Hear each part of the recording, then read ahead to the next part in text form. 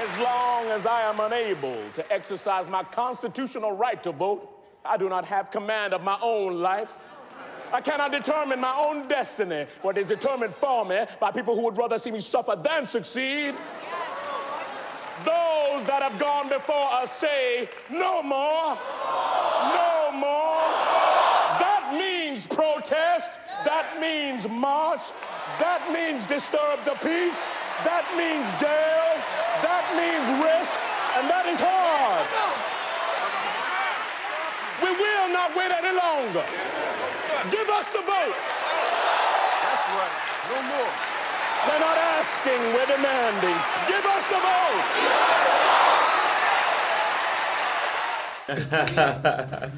What a journey it's been, right? Okay. Jamal, you want to straighten that for me, please? Jamal Finkley, BLACKTREE TV. Anytime you're ready. Oh, Jamal. This is a proud moment for me, you know, just to sit here across from you guys and after seeing this movie last night, and I gotta tell you, the movie moved us so much that a bunch of us journalists got together and it's like we decided on how we was gonna fight our treatment by the studios and everything. It was like it inspired us to do the demonstrate and everything else. So good. You so guys the are movie, gonna protest. We're gonna protest. You should. Yes. You should. Yes. Excellent. Let me know how I can help. Yes. So Yes. first, I mean, why Selma? Martin Luther King's had so many chapters of his life, his story that meant so much, even posthumously. Why was Selma like the focal point for this story for you?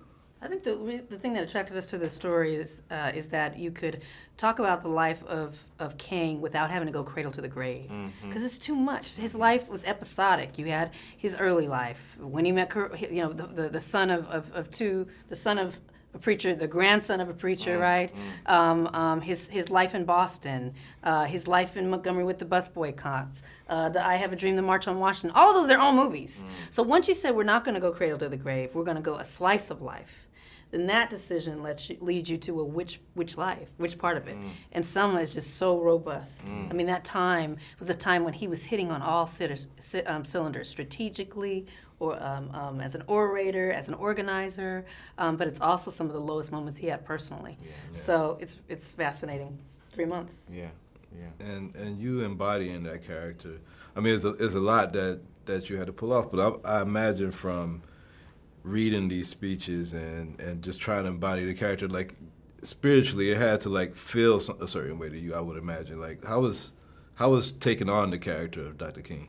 Well, what you say there is key, you know, there's the spiritual connection to it, because if you see Dr. King giving those speeches, you know that he is operating in something other, you know, and the reason you really see that is when you then see him not in the pulpit, not, you know, in that higher state that he's in when he's giving some of those speeches. And so that was a lot of the work I had to do, is to position myself where that was even possible. It was kind of a gamble because you never know, but what I never wanted it to feel like is just a technically proficient performance. It's like, how do you even come close to how transcendental he was in the pulpit with those speeches, and how do you then show the man behind those speeches when he's with his wife, when he's with his brothers, when he's, you know, suffering under the weight of the guilt and the expectation that this campaign placed upon him. So that was the duality that we had to find, really, and thankfully I had a great captain to get me there. And a great actor. I mean, just sitting here with them, the way he looks, the way he speaks, right? Yeah. That ain't King. Yeah. You know what I mean? Like that is a performance of really epic proportions. He transformed himself. It's nuts. Even I'm sitting here listening to you, I'm like, my boy's wicked smart. You know what I mean? You know what I mean? It's like, I'm like, ugh, that sounds good, David. So yeah.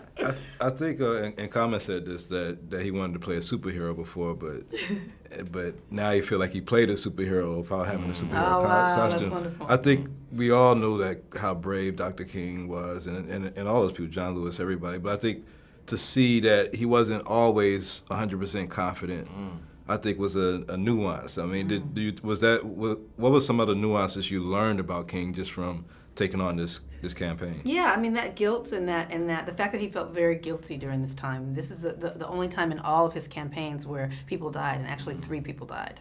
and it's under his watch, so to speak, you know. And of course, it's the fault of the racists who did it, but ultimately, it was because they were waging a campaign that he was heading. And so that guilt, that pressure, which David, inserts beautifully into the performance, but then also just the little things like, look, at some point in the film, you just see a black man and a black woman having a hard time at home, right? Brother has to take out the trash. He has to answer some hard questions. Yeah. You know what I mean? You know, just that. You think of King and Coretta, you think of Mrs. King, you know, and you think of him, and you don't think about the marriage. That's what I wanted to get into. Right, it's like right. the marriage, black love, and what that is under pressure. Yeah. And so that was really important to me to get into the script, into the film. And you know, David can do anything, so you can throw anything at him. And you know, literally that performance, you know, you're giving speeches, you know, at the state capitol, and then you know you're in the kitchen with your wife, and to be able to do those at such a high level, fantastic. Bravo to you both, and you know, I'm just proud. I'm What proud about to see- BLACKTREE, though? Can we talk about how much I love BLACKTREE? Can we talk about BLACKTREE TV and how long that I've known you? Man. Since you were first starting BLACKTREE, Yeah. and we were getting you on junkets, and you could barely get a slot, and I'm convincing people, but it's real, this BLACKTREE, and his YouTubes, what is the stat? The highest over rated? 500 million. That's $500 million on YouTube. Yeah. I mean, he's truly the most powerful, I would say the most widely seen broadcast outlet for dedicated to black entertainment. Film, black film. I mean, am I right? And You're this right. guy who's continued just with a real integrity about it. Anyway, I'm proud of you. I'm I proud can't of believe you. we're sitting here. I can't believe we're sitting It's here. a great moment. Thank you. You're watching BLACKTREE on TV, only on Soul of the South.